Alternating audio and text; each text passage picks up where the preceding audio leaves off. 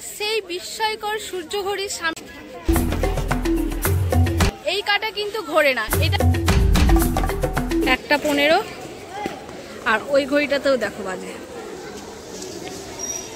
এখানে হামাম লেখা আছে, এটা হচ্ছে স্নান করার জায়গা, বডি স্ক্রাবিং এরিয়া। 80 মণের, 40 মণের, 30 মণের ঘন্টা কিন্তু আছে। চাবি দিয়ে এই মেশিন ঘড়ি এসে ঘড়িতে দম দেওয়া হয়।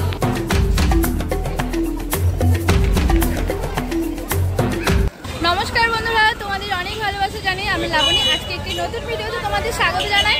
আর এই মুহূর্তে আমি দাঁড়িয়ে আছি হুগলির ইমামবাড়ার সামনে। তো চলো আর দেরি না করে হুগলির ইমামবাড়াটা তোমাদের পুরোটা দেখাই। আর এখানে টিকিট মূল্য আছে 20 টাকা, আর বাইরে থেকে যদি এলে ফরেনারদের জন্য আছে হচ্ছে 100 টাকা করে টিকিট।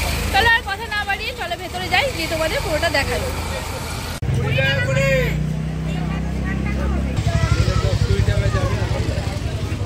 নাগরিকদের জন্য 20 টাকা করে, আর ফরেনারদের জন্য 100 টাকা। দেখো এখানে হুগলি ইমামবাড়াতে আমরা প্রবেশ করে গেছি। এখানে ইমামবাড়ার ইতিহাস সম্পর্কে কিন্তু অনেক কথা লেখা আছে। সিসিটিভি ক্যামেরাও আছে।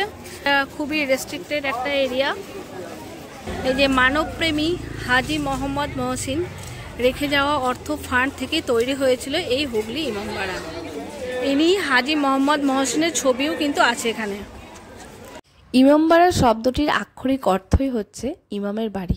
ইমামবাড়া অর্থাৎ শিয়াপন্থীদের মিলনস্থল, শিয়াপন্থীদের ধর্মগৃহ। তবে প্রথমে বলে রাখি, ইমামবাড়া আর মসজিদ কিন্তু এক জিনিস নয়। মসজিদ সাধারণত ইসলামের সমস্ত সম্প্রদায়ের কাছে উপাসনালয়, যেখানে তারা দলবদ্ধভাবে নামাজ পড়তে পারে। আর এদিকে ইমামবাড়া শুধুমাত্র শিয়া সম্প্রদায়ের জন্য নির্মিত একটি আনুষ্ঠানিক হল, অর্থাৎ মহরমের স্মৃতিরক্ষার্থে এটি নির্মিত। তবে হুগলির ইমামবাড়া শুধুমাত্র ইমামবাড়া নয়, এটি কিন্তু মসজিদেরও দায়িত্ব পালন করে চলেছে। তো বন্ধুরা, এখন আমরা হুগলির ইমামবাড়ায় 150 ফুট উঁচুতে যাব সিঁড়ি করে। পৃথক সিঁড়ি আছে দুটো, মহিলাদের জন্য আলাদা সিঁড়ি, পুরুষদের জন্য আলাদা সিঁড়ি। সেই সিঁড়ি দিয়ে উঠে আমরা 3টে ঘন্টা দেখতে যাব, যেখানে সেই ঘন্টাগুলো কিন্তু দম দেওয়ার জন্য সপ্তাহে একদিন দম দেয়। আর সেই দম দেওয়ার জন্য 20 কিলোগ্রাম ওজনে চাবি রাখা আছে, সেই চাবি দিয়েই দম দেওয়া হয় এখনো। তো চলো সেই 3টে, একটা হচ্ছে 80 মণের, একটা 40 মণের, আর একটা 50 মণের, হচ্ছে এই 3টে ঘন্টা এখন দেখতে যাব। উপরে আছে, চলো। ঘড়িটা দেখো উপরে এখনো চলছে, দেখো আমার ঘড়িতেও বাজে 1:15, আর ওই ঘড়িটাতেও দেখো বাজে 1:15। আছে ভারতবর্ষে অন্য কোথাও এরকম সুবিশাল ঘড়ি কিন্তু নেই। পৃথিবীর মধ্যে দ্বিতীয় ঘড়ি আছে এরকম একটা, সেটা হচ্ছে লন্ডনের বিগ বেন। ঘড়ি ঘরে গেলে মহিলাদের আলাদা লাইন আছে, আর পুরুষদেরও আলাদা লাইন আছে। এটা টাওয়ার ক্লকের জন্য সিঁড়ি, তো লেডিস অনলি লেখাই আছে, মহিলাদের আলাদা সিঁড়ি। কোন দিক দিয়ে? এই যে মার্ক করে দেওয়া আছে, জায়গায় জায়গায় কিন্তু লেখা আছে জেন্টস নট অ্যালাউড। এই দেখো সিঁড়ি। চলো আস্তে আস্তে সিঁড়ি দিয়ে ওপরের দিকে উঠে যাই আমরা। এই দেখো, এটা ইমামবাড়ার ওপরে একদম ছাদ রয়েছে। এটা উঠতে উঠতে হাঁপিয়ে গেছি, তাই একটু রেস্ট নিচ্ছি। দেখতে আমরা নিচে উঠে এলাম, এখনো আরো ওপরে উঠতে হবে। চলো, অনেকে নেমে আসছে দেখে আমরা এখনো যাচ্ছি সিঁড়ি দিয়ে। আমরা ঘন্টা ঘরের সামনে কিন্তু আছি। তো এখানে 80 মণের, 40 মণের, 30 মণের ঘন্টা কিন্তু আছে।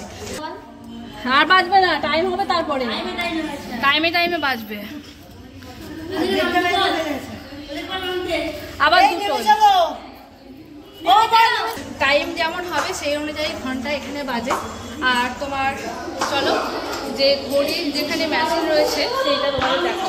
আর ঘড়ির মেশিন ঘর, যে ইমামবাড়ার চূড়ার ওপরে টাওয়ারের উপরে যে ক্লক টাওয়ার রয়েছে, সেই ক্লকের মানে ঘড়ির বিস্ময়কর যে ঘড়ি, সেটা কিন্তু এখনো সময় মতো চলে। আর তার জন্য দম দিতে হয় সপ্তাহে একদিন করে, আর সেই দম দিতে 2 জন কিন্তু মানুষ লাগে। আর দেখো, আর 20 কিলোগ্রামের ওজনের একটা চাবি আছে বিশাল ওয়েটের, সেই চাবি দিয়ে এই মেশিন ঘড়ি এসে ঘড়িতে দম দেওয়া হয়।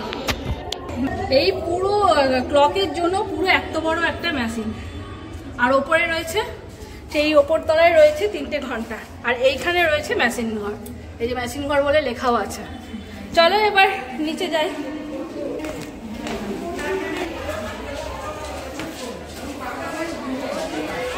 এখানে হামাম লেখা আছে, এটা হচ্ছে স্নান করার জায়গা। চলো দেখে আসা যাক। সংস্কারের কাজ চলছে কিন্তু এখানে, এই দেখো স্নান করার জায়গা। এখানে হামাম সম্বন্ধে অনেক কিছু এখানে লেখাও আছে, দেখো এটা ইংলিশেও লেখা আছে, আবার এদিকে দেখো এখানে বাংলাতেও লেখা আছে। এই দেখো এই দেখো ওইখানে লেখা আছে অভিনব স্নানাগার তৈরি করেছিলেন, কে তৈরি করেছিলেন? সৈয়দ কেরামত আলী।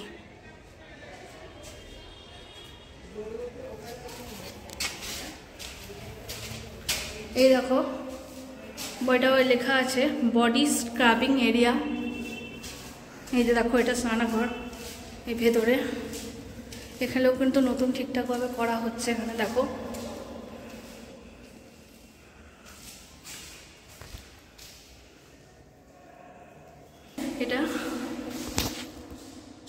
এটা গরম জল, সত্যি ভয় পেয়ে গেছি।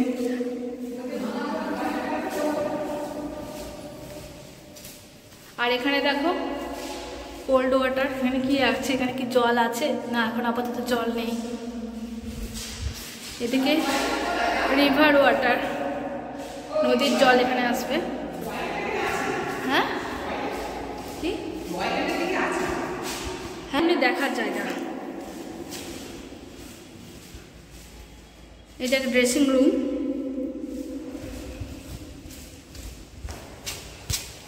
File message area.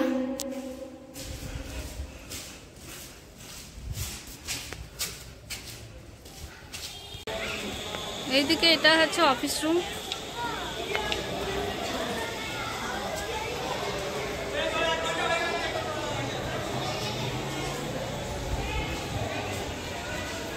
দেখো বন্ধুরা, এইদিকে সূর্য ঘড়ি সান ক্লক দিস ওয়ে, মানে এই দিকটা তোমাদের যেতে হবে।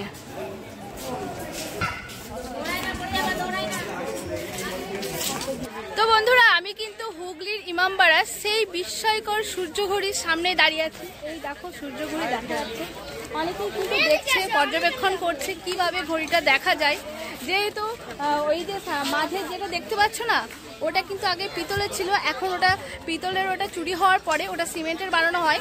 তো দেখো ওটা কিন্তু কাটা হিসেবে কিন্তু অন্য নর্মাল ঘড়িতে যেরকম থাকে কাটা, ঘড়ির কাটা ঘুরতে থাকে, এই কাটা কিন্তু ঘোরে না। এটা হচ্ছে সম্পূর্ণ ছায়ার উপর ডিপেন্ড করে তোমাদের টাইম বুঝতে হবে। ছায়ার রেখা যেখানে পড়ছে সেইটাই টাইম নির্ধারণ করে। তো চলো দেখে নেওয়া যাক ঘড়ির টাইম আমরা কিভাবে দেখবো ছায়া দেখে। চলো দেখে নাও। 10, 11, 12, তারপরে 1 PM দেখতে পাচ্ছ, এই যে 1 PM এর দাগ, এই দাগ বরাবর কিন্তু ছায়াটা পড়েছে, তার মানে এখন 1 PM আছে। এই কাটা কিন্তু ঘুরছে না, এই কাটা ফিক্সড, কিন্তু সূর্যের আলোর ওপর ডিপেন্ড করে ছায়া কিন্তু ঘুরতে থাকে। আর এখানে এই ঘড়ির কাটা হচ্ছে সূর্যের আলোর ছায়া। দেখো ছায়াটা কিন্তু দেখো একটু আগে আমি দেখাচ্ছিলাম, এই কাটা বরাবর এই যে লাইনটা দেখছো, এটা হচ্ছে 1 PM, এই যে 10, 11, 12 আর এখানে রয়েছে 1, এই 1 PM বরাবর রয়েছে। এখন বাজে দুপুর 1টা, ঠিক এই দুপুর 1টা 1 PM এর ঘরে এই ছায়ার রেখাটা কিন্তু পড়েছে। আসল আমাদের নর্মাল ঘড়ির টাইমটা দেখো এখন 1:25 বাজতে চলছে, সেই জন্য দেখো টাইমটা একটু ঘুরেছে। এখানে কিন্তু তারও একটা এই যে দাগ দাগ, ছোট ছোট দাগ দাগ করা আছে, এটা দেখেও কিন্তু টাইমটা বোঝা যাচ্ছে।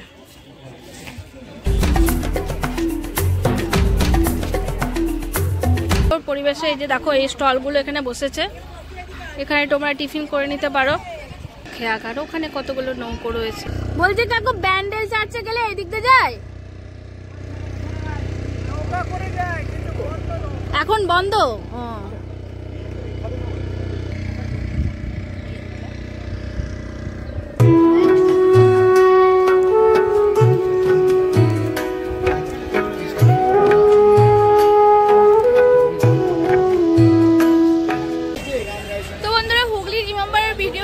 কেমন লাগলো অবশ্যই জানিও। তোমাদের সূর্য ঘড়ি দেখালাম, বিস্ময়কর যে উঁচু টাওয়ারের উপর যে ঘড়িটা, সেটাও তোমাদের দেখালাম। তোমাদের স্নানাঘর দেখালাম, যে সেখানে প্রত্যেকটা কোথায় কি গরম জল, ঠান্ডা জল, নদীর জল এসে সেখানেও স্নানের যে ব্যবস্থা ছিল সেটাও তোমাদের সব স্নানাঘরে সব কিছু দেখিয়েছি। তো ভিডিওটা তোমাদের কেমন লাগলো জানিও। তো ভালো লাগলে অবশ্যই লাইক করো, আর নতুন হলে প্লিজ সাবস্ক্রাইব করে দিও চ্যানেলটিকে। ভিডিওটা আমি এখানেই শেষ করছি তাহলে। তো চলো ফিরে আসছি আবার নতুন আরেকটা ভিডিও নিয়ে। চলো টাটা।